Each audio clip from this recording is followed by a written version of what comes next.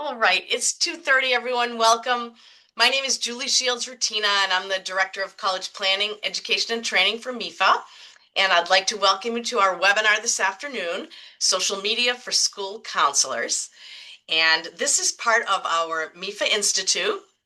Oh, we can switch to the, sorry, I was trying to switch to the next slide. Part of our MEFA Institute, which is our professional development and training for school counselors. So please come back often and visit us to see our upcoming webinars and also those that are recorded and in our website. And you can always receive professional development points for those as well. And then today, if you have questions, please use the question and answer feature. We've shut off the chat.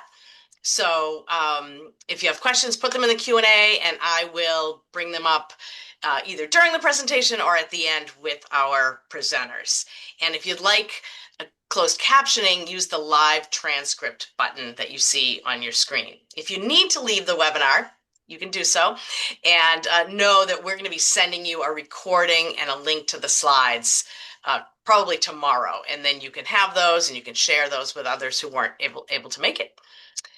And lastly, I think most of you know MEFA, but I'll just remind you that MEFA has been around since 1982, and our mission is to help families plan, save, and pay for college. And along with that, we work so closely with our school partners, you counselors, with colleges, and with college access groups. So we want to just be here as a support to you. Please stay in touch with us. Let us know what you need throughout the year and come back and visit our resources often. And with that, I'm going to turn it over to our terrific panel today.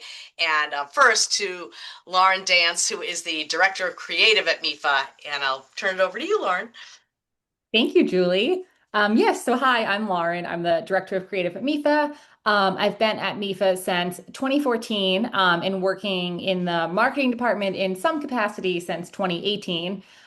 So currently, I do a lot with our content creation. So whether that's for the websites, our emails, I manage all of our social media channels.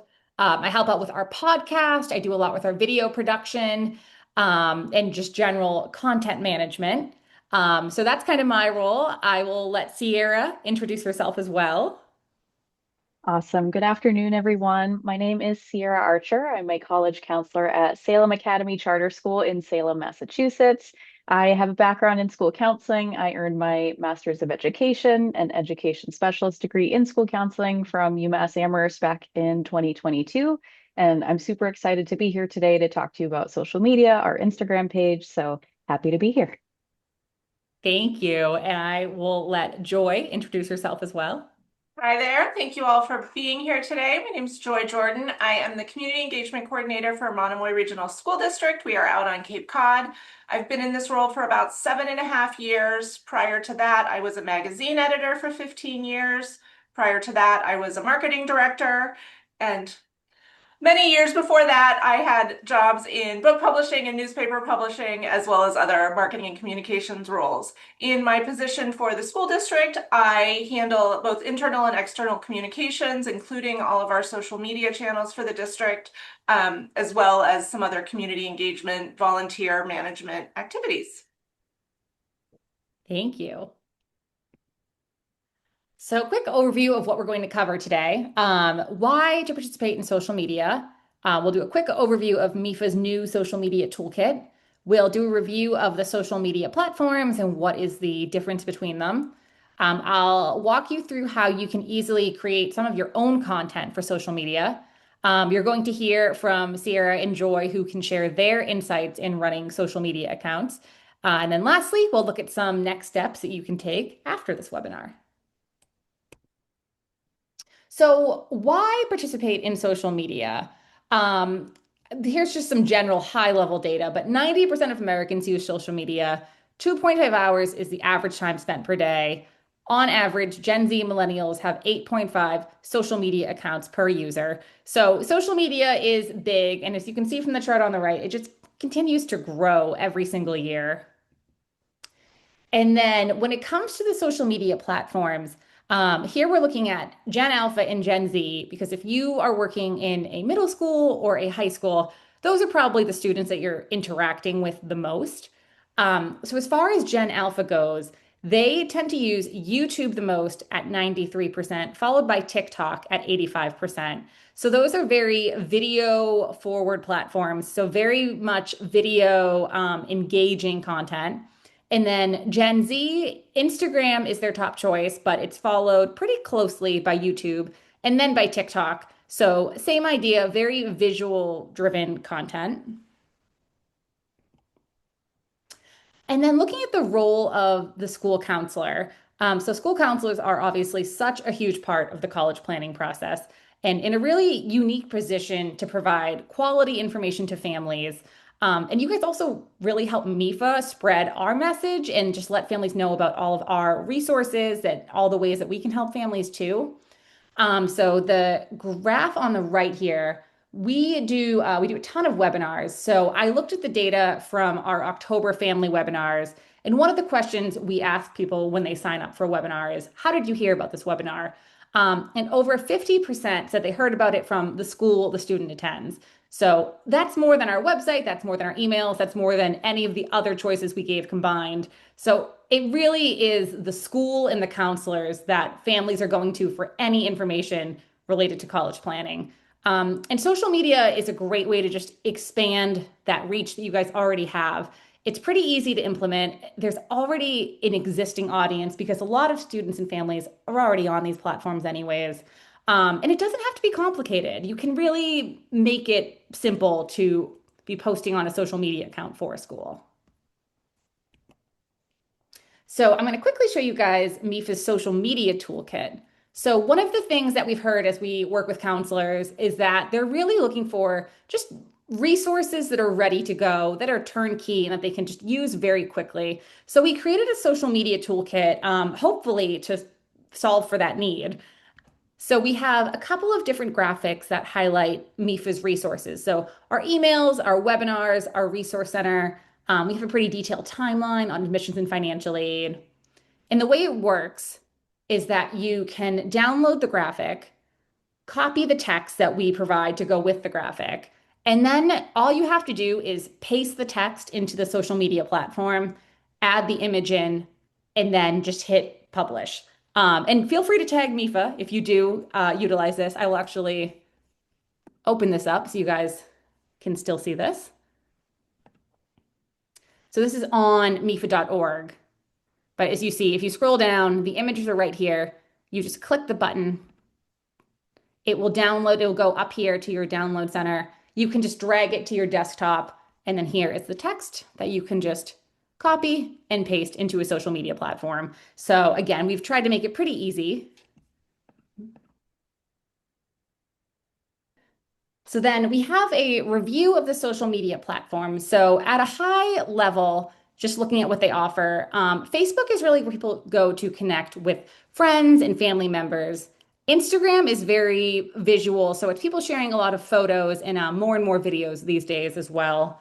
X, which was formerly known as Twitter, it's very news driven, so it's very in the moment of what's happening. LinkedIn is very much a B2B platform, so a lot of workplace, a lot of networking, a lot of thought leadership going on there. And then the last two, YouTube and TikTok, are video platforms.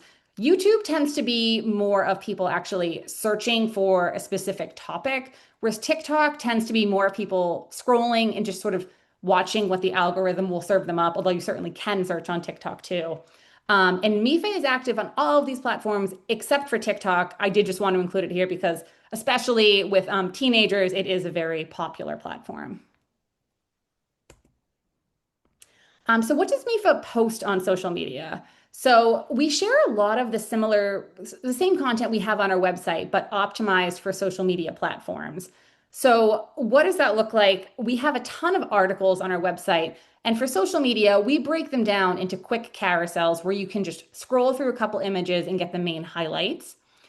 We have a podcast that has episodes come out every other week. So we break those down into short clips that are just like 30 seconds to a minute long.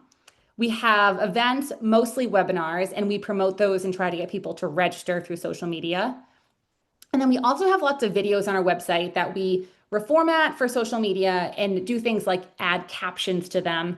And more, we are doing a social first strategy when it comes to videos. So rather than we make a video for our website and then we can reformat it for social media, we're actually thinking of social media first. And then if it makes sense to put on our website, we'll reformat it later on the back end as well. So going through our platforms, Facebook, this is our Facebook page. We post very similar content here as our Instagram, so I won't spend a ton of time on this. But here's an example of a Facebook post, and what you can do on Facebook is you can like a post, you can comment, you can share a post, and that could mean either you're sharing the content to your own Facebook page and getting it out there for any students and families that might follow the page, or you can share it privately. So you could send it in an email to someone, in a message, in a text, many different ways. So MEFA's Instagram, this is a screenshot of our Instagram account. Here's an example of one of the posts we have. Instagram is very visual, so you'll see a lot of kind of bright colors, trying to be eye-catching. Here's an example of tasks for students in their fall of senior year. Similar to Facebook, for what you can do with a post, you can like, you can comment, you can repost it, you can share it, you can save it. One of the fun things about Instagram are Reels.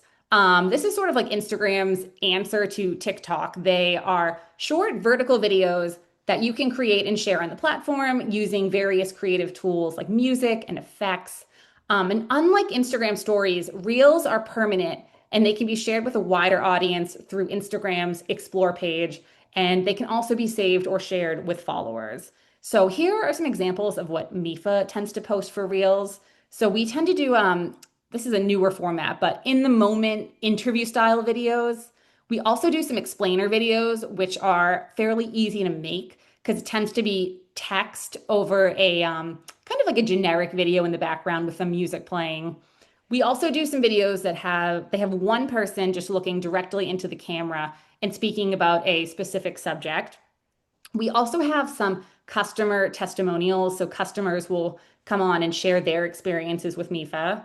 And then lastly, clips from interviews that are done on the MEFA podcast. So I'll just show you guys an example of one of these videos. MEFA. The FAFSA is the main Hopefully you can hear that. to determine financial aid eligibility. So people often want to know, what do I need to put on the FAFSA? So today I'm going to be quizzing my colleagues at MEFA, and we're going to play yes or no on the FAFSA. Let's go. Christina, so does income go in the FAFSA? Yes. The value in your checking and savings account? Yes. 529 that you have for the student? Yes. 529 that you have for the student's sibling? No. 529 that somebody else owns for the student? No. What about investments like stocks and bonds? Yes. The value in a retirement account? No. Credit card debt? No. What about your primary home? No. What about secondary real estate like a vacation home or rental home? Yes. Child support received? Yes. Any cars or boats? No. No boats? No votes. So that's just one example of something Hi, everyone. we would post on our Instagram. And then the other thing you can do on Instagram is take advantage of Instagram stories. So Instagram stories are a feature that allow you to share photos, video, and text. But the main thing with Instagram stories is they do disappear after 24 hours. They're separate from your main profile grid and they appear at the top of your Instagram feed. If you ever are on Instagram, you see the little circles at the top. Those are the Instagram stories. Stories tend to be more casual and they're an authentic way to share updates. Some of the things that we have posted on our stories over the past are a repost of content that is already on our main feed, but we will include a link because Instagram on the main feed, it is a little bit difficult to actually put a link in there that people can click on. It is actually much easier to do that on Instagram stories. So in this example, anyone watching this could click on this register link right here, and then they could register for this webinar right on the Instagram app. We'll also repost content that is shared by other organizations. So in this case, Best Buddies, they had a post go up about an event that we helped sponsor. So we reshared that to our story as well. We've done some polls. So these are, you can ask a question, provide a couple of answers, and then people can vote in the poll. So this is one, have you ever received a private scholarship? We'll also sometimes do a question box. So in this case, we were asking people to send us in any questions they had about the FAFSA, and then we'll also go ahead and answer those on our stories. So in this case, Jonathan from MEFA, he actually spoke the answer in a short video format. We included a link if people wanted to know more, and the question was, when should I get my FSA ID? You can also, so stories do expire after 24 hours, but if you have some that you think are really good and you don't want to lose that content, you can actually save them to a specific place in your Instagram profile. And then people, if they are actually on your Instagram profile, can view them in the way that you've saved them. So X, which is formerly known as Twitter, let me click over and show you it. Again, very much like people aren't really scrolling very far back on this, I would say. It tends to be very now. People want to know what is happening that moment. And I will say, I feel as though this one has seen a decline in users over the past couple of years, where every other social media platform seems to be growing. This one doesn't quite seem that way. We don't really see the engagement we used to, but it is still a good place to post content, and every, district is different, so perhaps it is a different case where you might work. What you can do on X is very similar to the other platforms. Share content, like it, you can reply or comment, you can save it, you can share it with someone in a different format that's maybe not on the platform. And then LinkedIn is our B2B network. So I would actually recommend that if you're not already, that you follow MEFA's LinkedIn account, even from your own personal LinkedIn account, not necessarily from the school's account, because so much of the content that we publish there is geared towards school counselors, administrators, community-based organizations, anyone who has a role like that. And I will just quickly show you what our page looks like.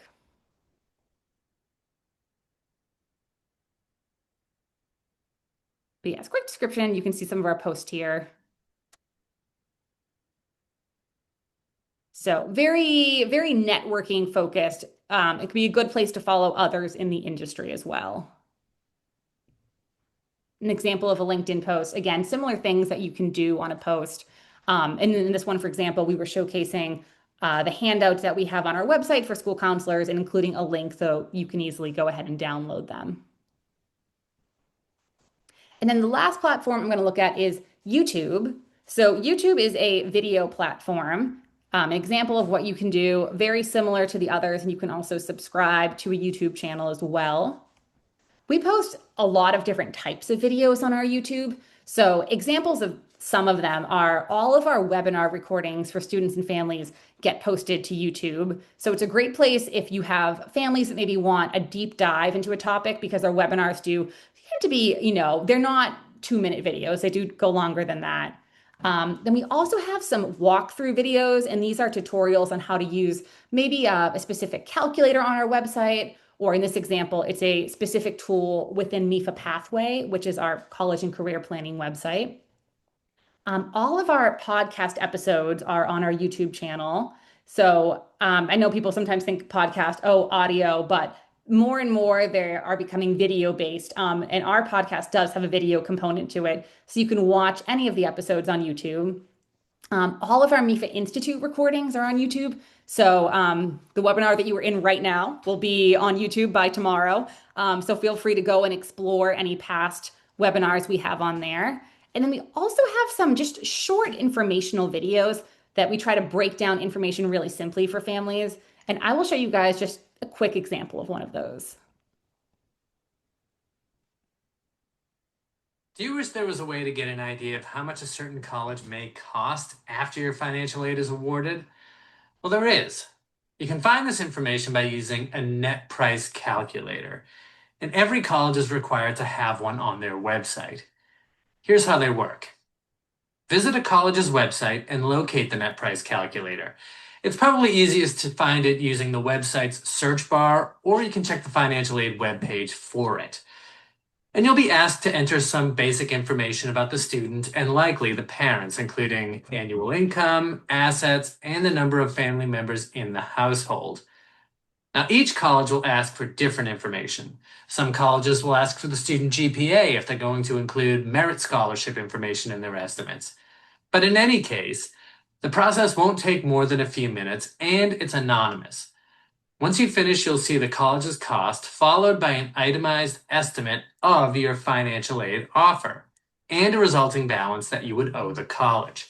It's very important to note that these results are a very rough estimate based on the information you entered.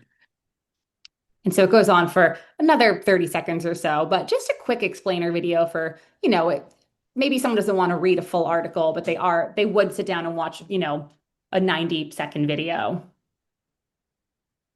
YouTube also allows you to make playlists, which are collections of videos that you can organize by content. You can create a series, and they provide a continuous viewing experience for the users. So what we'll do is I mentioned that we have all our webinars on YouTube, and they do tend to be a little bit on the longer side. So for some of our really popular ones, we'll take that webinar and then we'll break it down into individual clips that are about maybe 5 minutes or so each. And that way, if parents maybe don't want to watch the whole webinar, but they just want to know about a specific topic within it. So in this case, maybe they just want to know about, the CSS profile. They want to just know about non-custodial parents. It's an easy way for them to just click on this and just get right to the information they're looking for.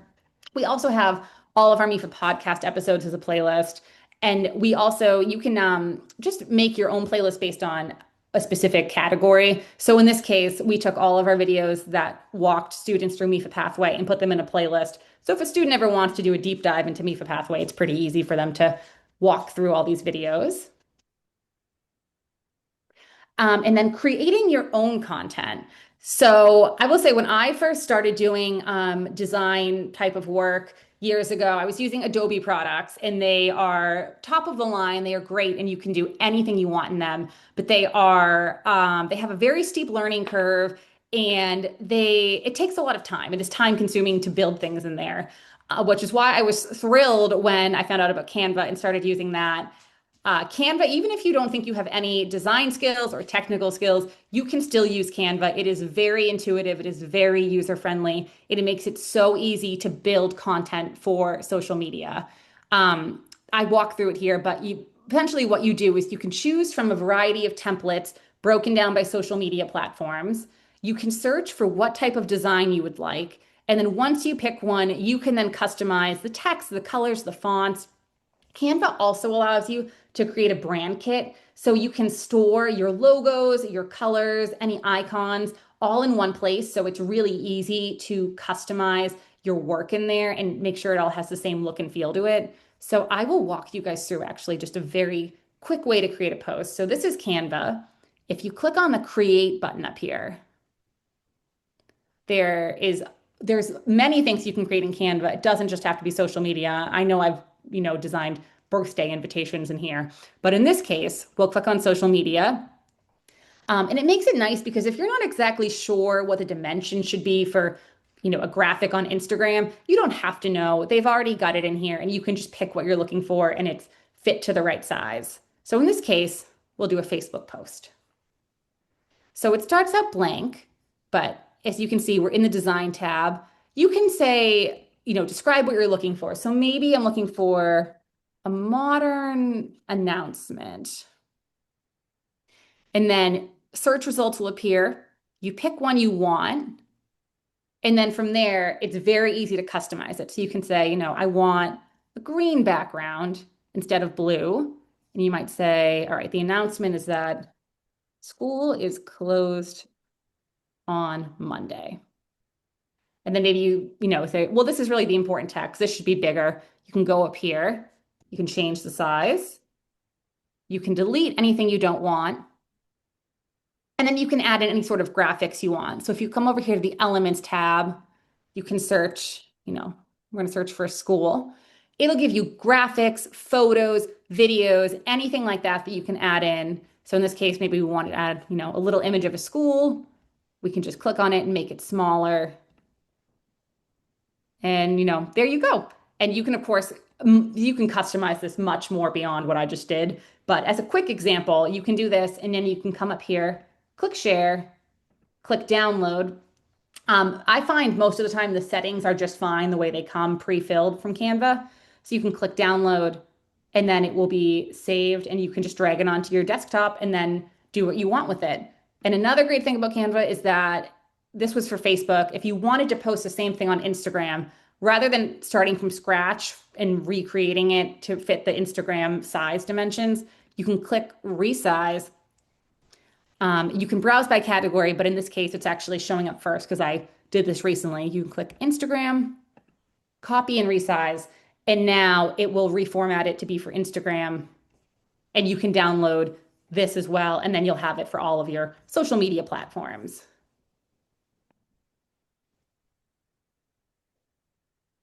And then when it comes to video editing, CapCut is a website that lets you upload videos and it makes it very easy to do simple editing to them. It's a drag and drop. So you'd upload a video, you can drag it over to the timeline, and it's super easy to then, cut out maybe something you don't want in the video, add your logo in.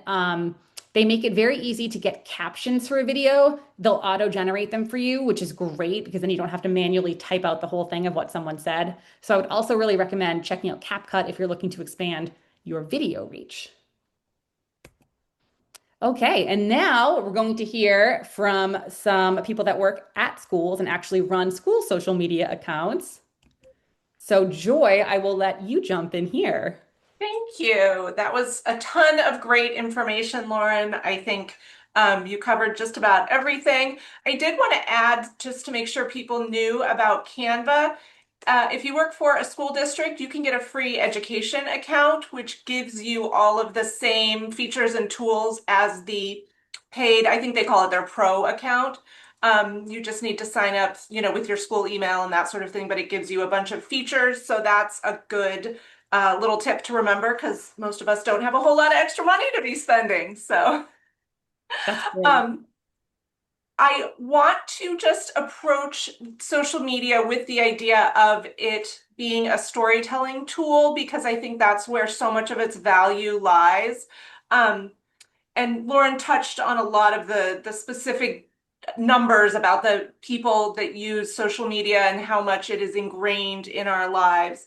And I think it can really be a nice complement to the information that you are sending out either as a school counselor, as a school building, as a school district. It can really help navigate some of the challenges that a lot of us face by presenting the values and the things that are happening in your schools. I do think it's important from a strategic perspective to not let it be the only means of communication. Like our rule is that social media is never the only place that we share information. We use it to emphasize information that's shared in other places, but you never want to rely on it as the only mode of communications. You can see on the screen that's a collage of like a little less than a week's worth of Instagram posts. And it's a mixture. Some of those are actually videos, which of course you can't tell from the still photo. Some of them are more graphic announcements, which were made in Canva.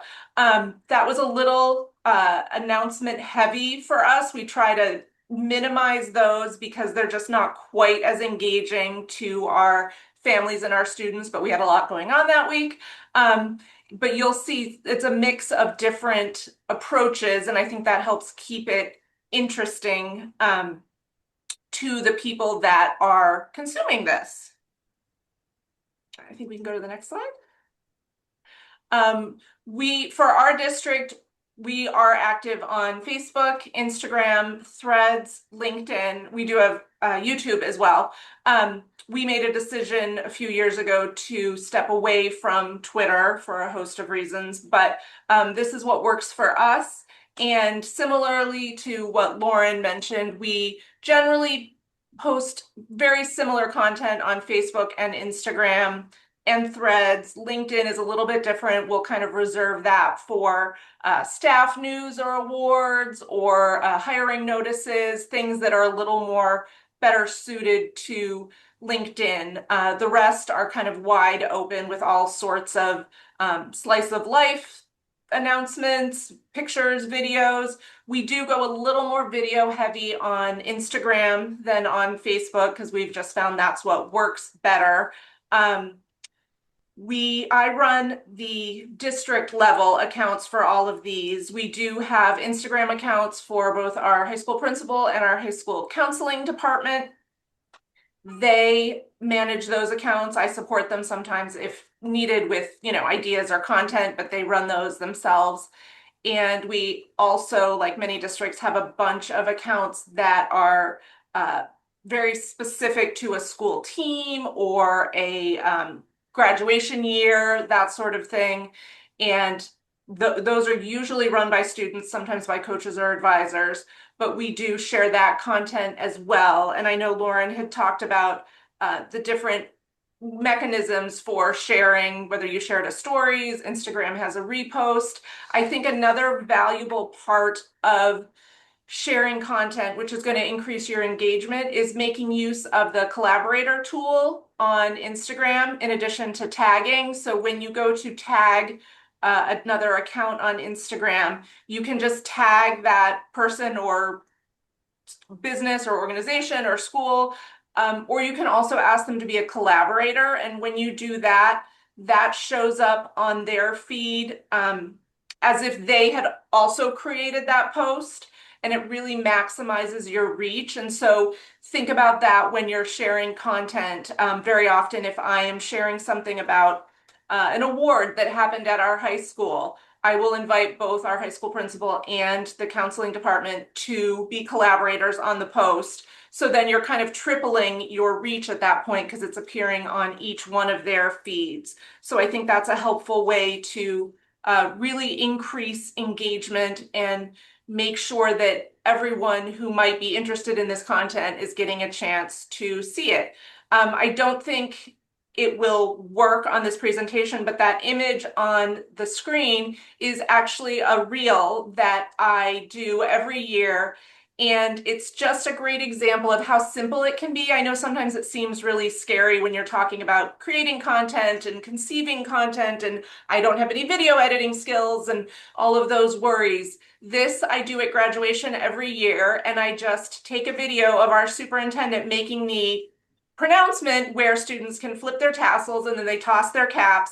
It's like a 10 or 15-second video, and I've been doing it for the last probably 4 or 5 years, and it is always hugely successful. It's so easy to do, and so it's a great example of it doesn't have to be scary. It can be something very brief and easy to create that has a lot of impact.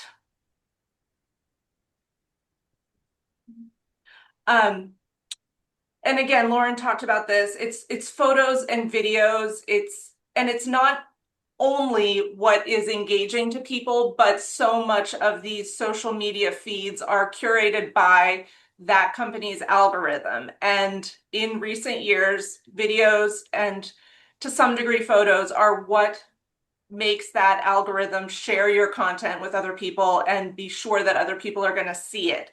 And again, as I just mentioned in that previous example, it doesn't always have to be a ton of photos or a really complicated video editing project. It can just be a very brief 10 or 15-second video that you've taken, a couple of pictures that you happen to snap of something you saw happening in one of the hallways at school.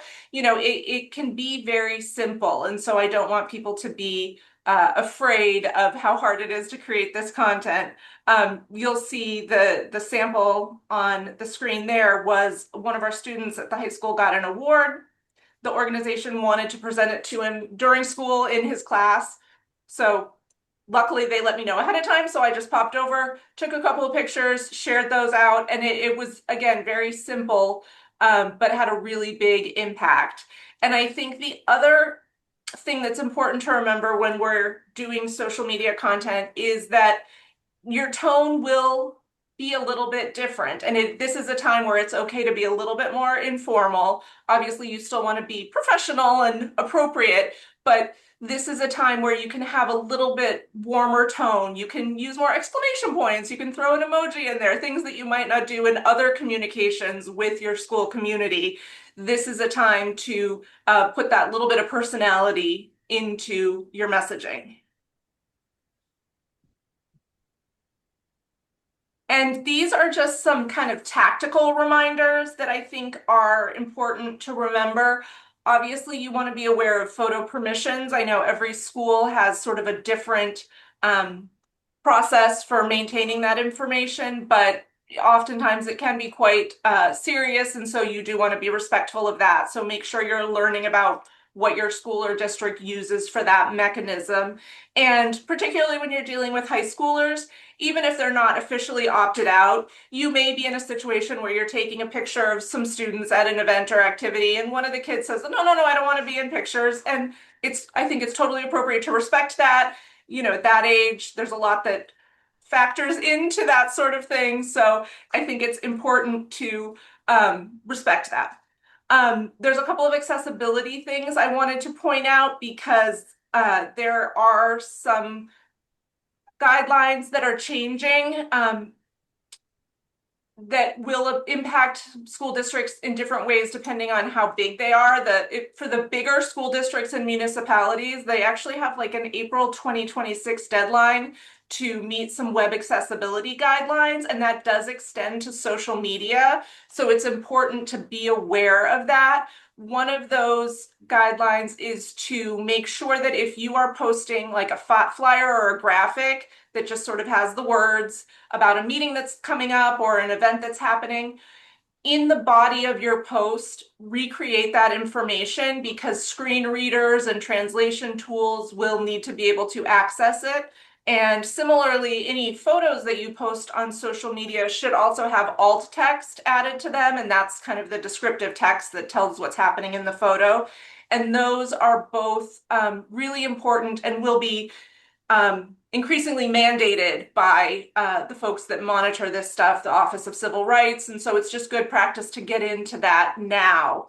If you are not sure where you can get enough content to share on social media, just start letting people know that you're looking for it. You know, if you hear of something that has happened, ask somebody to send you a photo. If you hear about an event that's coming up, ask if you can come by and take a photo and share it. And once you get into that pattern, people will start sending it to you unsolicited, and it really feeds upon itself, and you start getting some really nice stuff to share. The one example I have on the screen now, our high school has a food pantry, and Stop and Shop was making a big donation. And because I've developed these relationships, the director of that program, she let me know that they were going to be there with the big check, and so I was able to get the photo and share it out. And again, that was a really nice experience. And you can see at the top of that where it says Monomoy Schools and two others.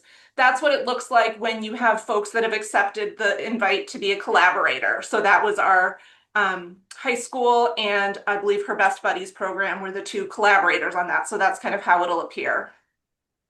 All right, that was a lot and I talk fast. Sorry.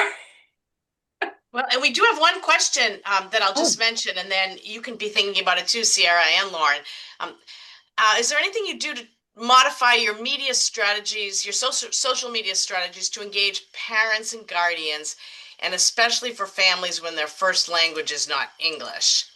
So I didn't know if you had any thoughts, or you could even think about it and we can talk about it later, but yeah. Yes, I mean, I'll touch on that real quickly. One of the things that I do is the accessibility features that I mentioned. I make sure that everything is, from a technical standpoint, presented in a way that translation services on the user's end, most folks have on their browser end, can translate. So I make sure that things are done in a way that it's easily translatable. If we are doing like a graphic or flyer in Canva, I will often do it in 2 or 3 different languages and share all of those in like a carousel on Instagram, that sort of thing. I also make sure I run our website as well, so it's easy for me to integrate the two. But if it's a lot of detailed information, I make sure that I include in the social media post a link out to our website because I know that that is fully translatable by our families, and most of our families know how to access those tools. Great, thank you. That's great. I'll also just jump in and share that the social media toolkit I mentioned is actually currently in the process of being translated into Spanish. And we may expand to some other languages as well. So you'll be able to share the contents of the graphics, and the post that goes with them will be in Spanish. So that's coming shortly. Thank you. Thank you. That was great. And Sierra, I will let you jump in and speak to your school. Awesome.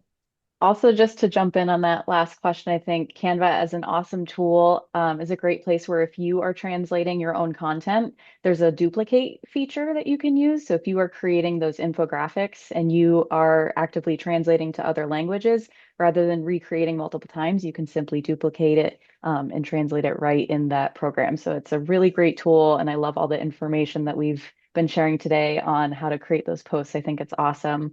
I'm going to dive into our Instagram page called Salem Academy and Beyond. And so this is the Instagram account of the College and Career Success team at Salem Academy Charter School. And this is an additional account to our main school page. So this is a department specific account that I help manage. And we primarily use social media as a tool for a couple different reasons. So we want to provide insight into what does college and career readiness look like at Salem Academy. We want to highlight the incredible work that our team is doing on a daily basis, highlight the work of our students when it comes to college and career readiness. You can see a picture of our team here on my screen. And I'll go over an example on the next couple of slides, but we also use this as a way to celebrate the stories of our alumni, students who have graduated beyond Salem Academy, hence the name Salem Academy and Beyond. And really, we use social media as a way to just create this sense of community, right, with our current students, our families, our alumni, and our staff alike. And so when we think about the why are we using social media, it's really another means of communication. We've talked a little bit about this today. It's not the only means of communication, things like newsletters, email, phone calls, things like that. This is just another additional way that we can share information. And this also serves as an additional space for our college and career readiness information to be accessed by our community. So it's not the one and only place that we'll share info, but it's just another means of accessing this information. We can go to the next slide. So here is where I wanted to share just a couple example posts, just to give you an idea of what we are sharing on this page. We tend to have a balance of sharing photos and infographics. Canva is really great for making those infographic posts. So we will make on Canva different infographics focusing on the FAFSA application opening or college decision day, SAT exams coming up, things like that. Again, creating that access to information for our community. But if you are an educator looking to start a social media account for your school, for your department, you can really use this as a space to get creative with it and have fun with it. We did a campaign that was a Throwback Thursday segment where we involved our staff members at our school. Every week on Thursday, we would share a different photo of a staff member from when they graduated college or their college experience. And students really enjoyed that. So this is kind of a space where you can get creative, have fun with it in terms of what type of content you're posting. We also host different events in our department throughout the year. So our college counselor, Brendan Douglas, coordinates our annual college fair. So I included a couple like example posts here of what you might do for posts leading up to an event, maybe some infographics of when and where it's happening, but also of photos of the actual event to share after the fact. So kind of like a before and after for different events. So this can be great if you are hosting events in your department, in your school throughout the year to just share information and photos of those events throughout the year. We will share different information for college visits and field trips that students go on, and also just celebratory moments, right? For that May 1st College Decision Day, we're posting on our page. So you can get really creative with it. And these are a couple examples, but another big focus of our page specifically is looking to our alumni, which you can see a couple examples here of different alumni updates. We are super fortunate to have an alumni success coordinator, Bernie Peoples, on our team. She is working with our alumni after they graduate. And she's putting together different alumni updates to just celebrate their milestones. What are they doing? What are they up to after graduation? Again, it kind of creates that sense of community on our page. And you can see a couple of those examples here. She also does examples of alumni programming. So Alumni Day, the annual alumni games, things like that are what are also shared on our page as well. But these are just kind of a couple examples that I wanted to share of what we post. So here I wanted to share just a couple social media tips for other educators out there. Um, I have a background in school counseling, and so I know for folks, um, you might only have a few minutes of your workday to dedicate to social media. You want to be intentional, but I wanted to share things that I personally found helpful in this work. So my first tip is to really find that method of organization that works for you. And this is going to look different person to person. But I have personally found that the tab grouping feature within your browser is super helpful. You can see the college and career success team little tab group that I have for social media specifically. If you are like me and you like information kind of at the ready, if you're going to be working on social media, but you don't necessarily want 100 tabs open on your screen all at once, this is really useful and it makes it a lot easier to kind of incorporate into your workday. I highly recommend checking it out. It's been really great. The second tip that I have is also kind of looking at digital tools. So finding digital tools that you can use for data collection and kind of automating this process. And again, that will kind of look different for every individual, but if you can find tools that work for you to streamline the posting process and kind of having some data at the ready for content creation, it makes it a little bit easier. So I included a couple examples here. I mentioned our Throwback Thursday kind of campaign that we did a while ago. And so you can use Google Forms to collect data for your captions, but also Google Forms will allow you and your participants to upload photos right into the form. So if you're wanting to do kind of like a similar campaign or you want to post on a weekly basis, using things and digital tools like Google Forms can be a way to do that. We talked a little bit earlier about sharing links through Instagram. And Instagram specifically, it's really tough to share a link right in your caption or right on your post. But something like Linktree can be really helpful to have that link right in your bio on your main profile page. So when you create a post and you want to share information or an article or an RSVP link, something like that, you can say, click the link in our bio, and it'll take you right to that resource. That's really helpful. And then also it depends on the platform that you're using, but scheduling posts in advance, particularly through Instagram, can be really helpful, but maybe just looking through some of the functionality of whichever platform you're using can be a really useful tool. Again, just kind of automating the process a little bit, making it a little bit smoother to incorporate into your workday. And then my third and final tip is we've talked about this a little bit today, but just making sure you have a system for checking sharing permissions. So working with your school, your administration to check what information, what photos within your community that you're allowed to share.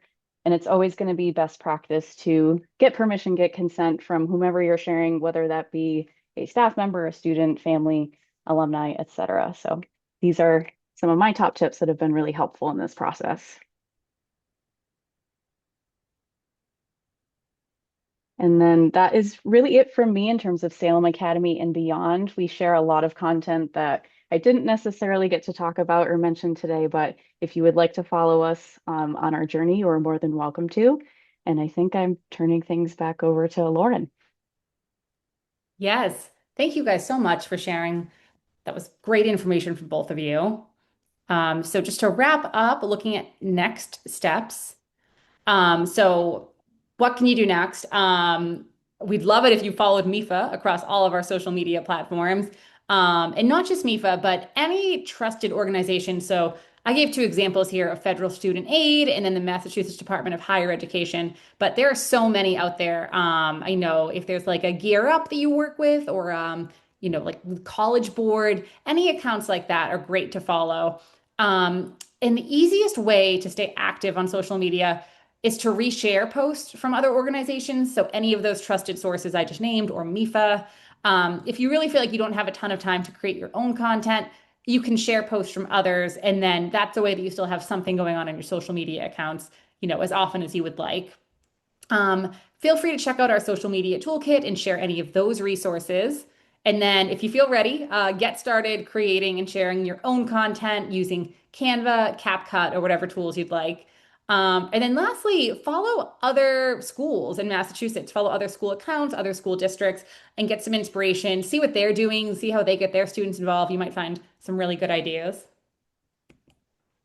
And then I've got links to all of MEFA's social media accounts, as well as the social media accounts for Monomoy and for Salem Academy. So these slides will be sent out to you after the presentation. So feel free to go through and check out any of these. And that is it. So thank you so much for coming. If you have any questions, please feel free to send them in the chat. And that is it for us. Yeah, I don't see any questions, and I think that's because you all did an amazing job just sharing so much good information. Really, really great. And I think yeah, I'm sure people learned a ton. I'll give it one more second to just make sure someone's not typing, but I think we're going to be good. And I'm glad that your information is all in there so people can go back, reach out to you if they have questions afterwards.